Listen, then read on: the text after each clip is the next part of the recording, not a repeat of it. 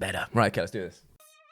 Hello all you little demons, Jules here for WhatCulture.com, back again with another episode of the awesomely named and awfully hosted Choose Your Own Adventure, the weekly medieval theme format where I, the Crown Jules of WhatCulture.com, take a list chosen by you. Yes, you, the person who has a genuinely serious announcement at the end of this video. So stick around for that to find out the future of myself, Choose Your Own Adventure, and WhatCulture as a whole.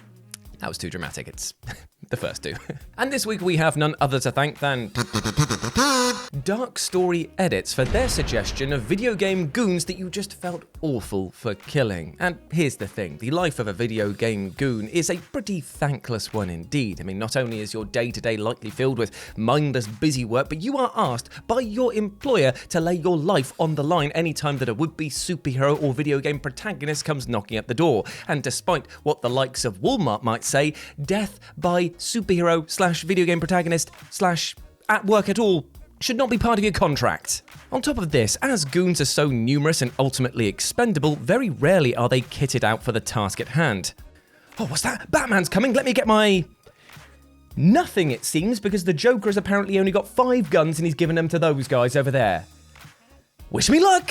That seems like a smart plan. And this gets so bad to the point that players actually start to feel bad for the grunts that we're forced to dispatch, as if we're being honest, they never even stood a chance. And sometimes the ways in which we dispatch them are brutal beyond compare. So the next time that these 8 grunts get in your way, maybe give them a pass, because you know what?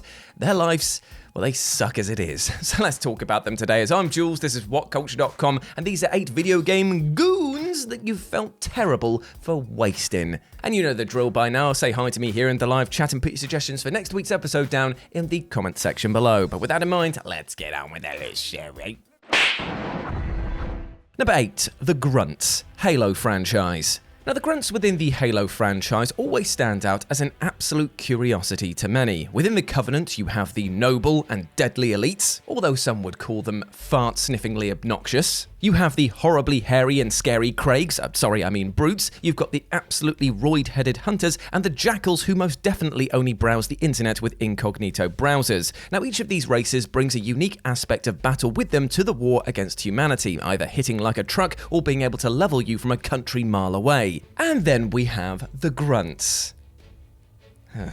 These goofy, stunted and timid creatures may well outnumber Master Chief and friends, but they absolutely suck as warriors, quickly fleeing from the fight as soon as the tide of battle turns against them. They're easy to pick off thanks to their little legs, which means that they are not going anywhere quickly, except straight to hell once you plant a bullet right in their head. And as such, you'll start to feel sorry for them. And on top of this, they're utterly hilarious, often pitching in with silly quips and terrified shrieks of terror as soon as the Master Chief casts a shadow onto them, to the point that you actively trying to keep them alive just so you can hear them spout more of their nonsense one-liners. And as a little caveat to this, these guys here, they breathe pure methane. They are literally sucking in farts every day just to survive. They have it bad enough already, alright? Number 7, the CancerFree security guard, Hitman Absolution. Now, I won't lie to you, friends, the numerous goons found within the Hitman franchise should be protected at all costs. They are a level above henchmenery, that's not a word, goonery, that's not a word, you know what I mean, just keep them alive. Why? Well, I'll tell you, Simon Miller. Because while the franchise started out with thugs and humorless grunts guarding corrupt and evil politicians and gangsters, in its current iteration, they have far more personality than even the old bar-coded slaphead that we play as. Listening to guards banter back and forth, share jokes, and even smash the fourth wall to pieces as they question why their guard route takes them to dead ends, the guards, goons, and henchmen are a true highlight, which makes killing them abjectly sad. That being said, there is one goon in particular who you will feel awful for killing, and he's found in the beginning mission of Hitman Absolution, a personal contract. Here, as Agent 47 is stealthing his way through the grounds of a sun-kissed manor, he'll come across a window in which stands a security guard who is on the phone. He's speaking to his doctor about a recent diagnosis and reveals excitedly that he doesn't have prostate cancer, which, as you can imagine, is a huge relief to him. It's a shame, though, that he's positioned in such a manner where we can relieve him of his life as well, with the game not so subtly hinting that he needs to be chucked out of the window so that we can proceed, even if launching him by his tie is going to be pretty pretty terrible, all things considered. Well, my friend, it only gets worse once you realise that if you had just waited 5 seconds, he just goes on his merry way, happy and content to live his life with the knowledge that he does not have cancer. So yeah, if you killed him, you're kind of a monster. Number 6, the Athenian soldier, god of war.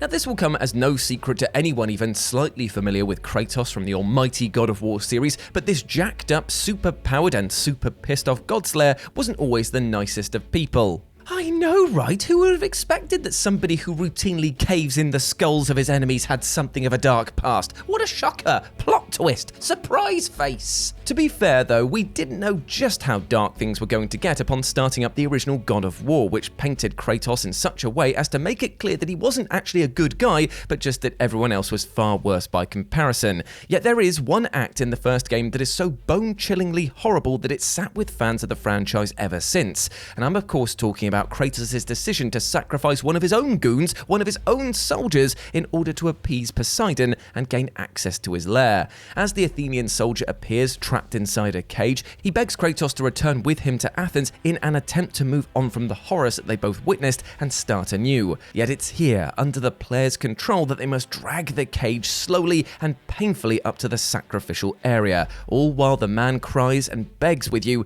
and it's genuinely alarming at how much the devs made this process so slow and arduous. Yet there is no other way to progress, so we have to kill one of our own goons. Sorry, I should upgrade him here. One of our own allies, because he had your back right up until you stabbed him in his. Well, I guess at least the death was quick and painless, right?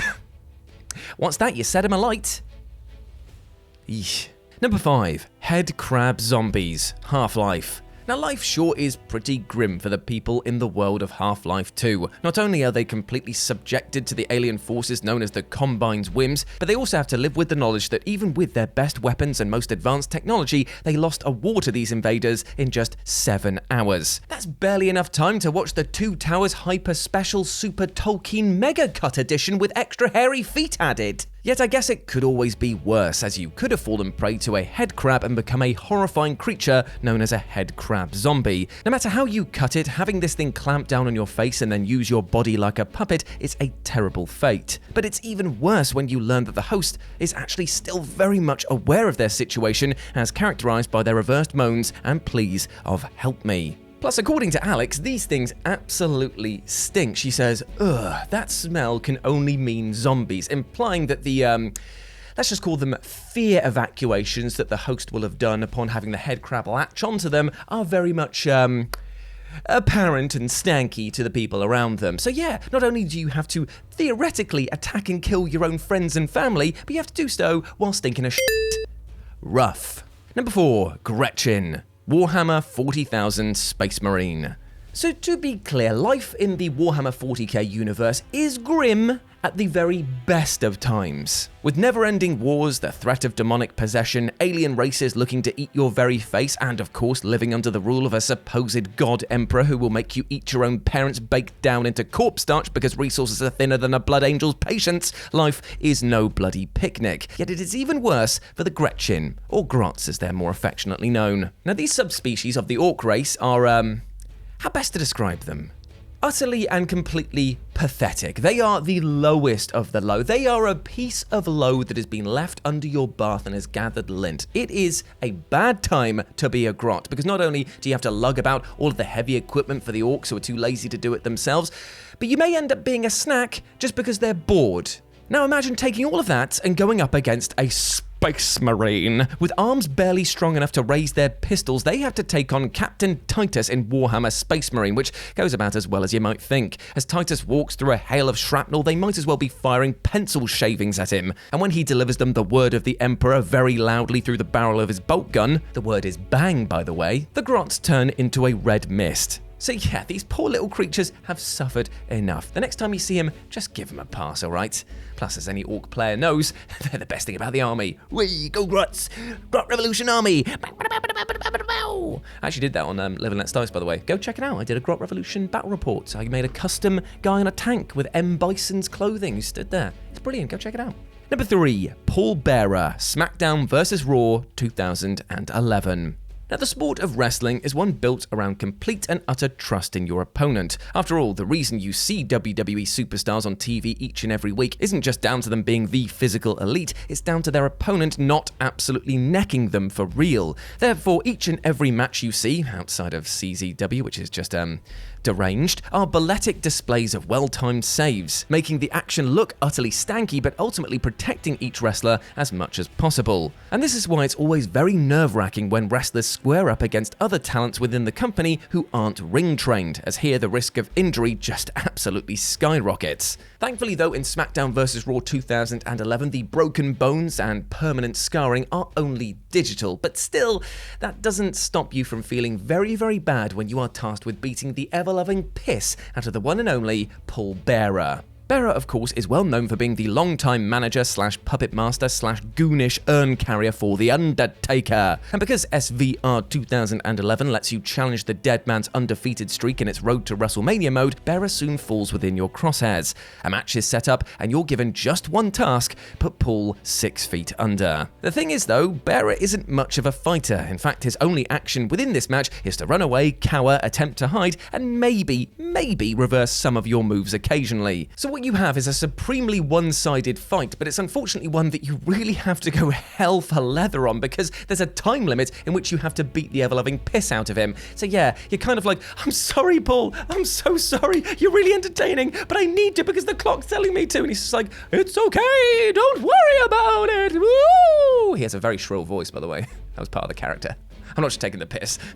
Number 2, the Gotham City Thugs, the Batman franchise. Now, I know what you're probably thinking here. Jules, you massive face-sized idiot. Of course the goons from Gotham City deserve a beatdown. Why would I feel bad about snapping the legs of somebody who would beat your nan over the head with a sack full of batteries just for a cheese toastie? Well, my very rude dude, the answer to that is actually in the reasoning that you just provided. As while it's true that goons are rife within the Batman games, they only truly exist because Gotham City is an utter shithole. Now, what other place on earth would have the good sense to lock up all of these villains in a derelict part of the city and then hand over control of these areas to actual supervillains? That's not smart. Well, that's the situation that we find ourselves in on the outset of Arkham City, and boy howdy, life inside these walls is rough. If you're not part of a gang, then chances are that you've got a life expectancy shorter than sharing a lift ride with Victor Zsasz. And it's not like all of the goons found within these games actually want to be doing what they're doing. I mean, sure, there's some bad eggs, but you can overhear numerous chats between thugs about how they know that fighting the Batman is akin to a death sentence, but they have to do their job or risk being permanently laid off by their criminal employers. Plus, I don't exactly think that being a goon in this world pays very well, and the fact that Batman is doling out huge medical bills left, right, and centre sure does make you feel bad for them, because some of them are going to be legitimately paralysed for the rest of their life. Some of them are just going to bleed out and die no matter what Batman said about his no-kill rule, and others are just going to have concussions that could lead to severe mental trauma, and therefore it would ruin their lives. Batman is not a force of justice, he is literally just adding to a crippling medical bill for all of the goon community. Justice for goons. And number 1, Brad Vickers, Resident Evil 1 and 3. Now, as we've already covered, when it comes to video game goons, very few can top the humble zombie. Whether it's the head crab variety, the still conscious walking terrariums that are the clickers from The Last of Us, or the golden classic brain-munching shufflers, the zombie will always be a figure of pure tragedy. Plus, if we're being honest, their original variant of a once-human creature moving at the speed of erosion is slightly pathetic, especially when you can zoom all around them with relative ease, as shown in the very early Resident Evil games. Putting them down then becomes more of a chore in the original trilogy, with the only exceptions being when you find yourself low on ammo and cornered by a horde. But even then, letting them have a quick bite before pushing them over will see you free once more. But of all of these sad and tragic beings, Brad Vickers really stands out from the pack. Known as a pretty cowardly custard in life, and having absconded the Spencer Mansion in RE1 with all of your equipment, cheers for that, mate, Brad becomes an even more pitiful zombie upon his death, aimlessly wandering around outside the RPD, just waiting to be put out of his misery. Yet he was still part of your team, so you owe it to him to give him that permanent rest that he deserves, even if you will not feel good about it. Especially as the RE3 remake suggests that there's still something of his old self trapped within his infected body. So yeah, put him out of his misery and enjoy your own. And there we have it, my friends. Those were 8 video game goons you felt terrible for wasting. I hope that you enjoyed that, and please let me know what you thought about it down in the comment section below. But before I go, I just want to say something. You may have noticed at the beginning of the video that I said there was going to be an announcement at the end, and this is the end of the video. So let's talk about things today.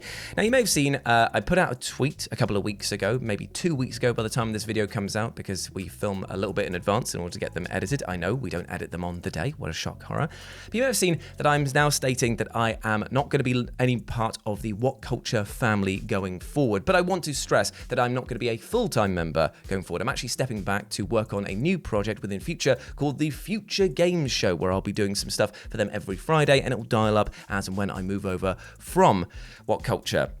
It's incredibly strange and sad and scary in a way to be leaving this family, and I definitely call them that because the people that I've met along the way, they are way more than colleagues will ever be. When you work this tight-knit and have to submit all of your bloopers to them, as Dan will well know, you become pretty tight-knit quickly. But it's I just want to say a massive thank you to everyone who supported me along the way here. While I may be dipping off a lot more from WhatCulture, I'm hoping that I'll be able to do some freelance stuff, hopefully keep the Choose Your Adventure series rolling out for you guys, but there may be some hiccups and bumps along the way, so I just want to warn you now in advance. Calm down. You can have your time in a minute. Going over to Future Game Show was not an easy decision, but I'm doing it because I want to challenge myself. I want to change up my formula. I want to keep growing as a content creator. I want to do stuff like live events. I want to keep pushing in that. I'm not saying that WhatCulture didn't give me those opportunities, but I feel like Future Game Show could give me them on a bigger stage, so I've got to take that for myself. Plus, I'm in my mid-30s. If I don't take a risk now, when am I going to do it? So, yeah. In long story short, though, I love every single one of you for supporting me along this way. Like, the fact that we are close to 175 episodes of Choose Your Adventure, that is mind-blowing. That's nearly 175 weeks of doing this show. I wonder if we're going to do anything special for it, Dan. I don't know. But still, the fact that you are here, that you have taken on this journey, coming with me, it's been an absolute pleasure. So it's not really goodbye, because I will still be doing this, but it is a sort of out behind the window, because I'll be doing a lot of other stuff. Please go and check out the Future Games Show as well, because that's where I'll be doing all of my stuff going forward, with a little bit of smattering onto WhatCulture. Bit convoluted way of explaining it, I know, but such is life sometimes. Big love to you, my friend. Thank you so much for joining in. If you want to follow us on the social medias, you can do so here at RetroJ for myself, and over there for Dan Darkin. What a legend. But until then, take care of yourself, treat yourself with that love and respect that you deserve, my friends, and I will see you next week for another Choose Your Adventure. Peace. Bye.